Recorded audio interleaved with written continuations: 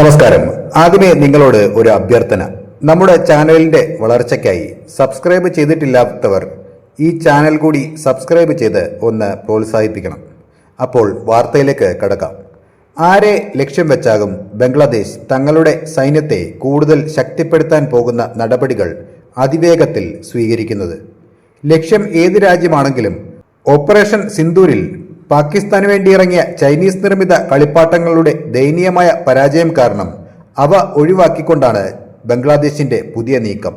ഏറ്റവും പുതിയ വാർത്ത, ബംഗ്ലാദേശ് വ്യോമസേന ചൊവ്വാഴ്ച ഇറ്റലി ആസ്ഥാനമായുള്ള പ്രതിരോധ സ്ഥാപനമായ ലിയോനാർഡോ SPAയുമായി Eurofighter Typhoon multirole combat aircraft സ്വന്തമാക്കുന്നതിനുള്ള ഒരു ലെറ്റർ ഓഫ് ഇന്റന്റ് ഒപ്പുവെച്ചു.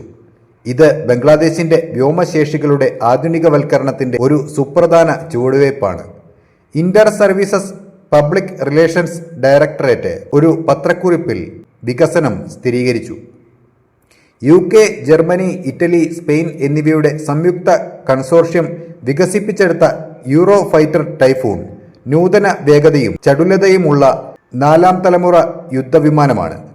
ക്ലോസ് റേഞ്ച് പോരാട്ടത്തിൽ US നിർമ്മിത 5ാം തലമുറ F-35കളെ മറികടക്കാൻ കഴിവുള്ളതായി റിപ്പോർട്ടുണ്ട്. ബംഗ്ലാദേശ് വ്യോമസേന ആസ്ഥാനത്ത് നടന്ന ലെറ്റർ ഓഫ് ഇന്റന്റ് ഒപ്പിടൽ ചടങ്ങിൽ air chief marshal Hasan Mahmood ഖാനും ബംഗ്ലാദേശിലെ ഇറ്റാലിയൻ അംബാസഡർ അന്റോണിയോ അലസാൻഡ്രോയും പങ്കെടുത്തു.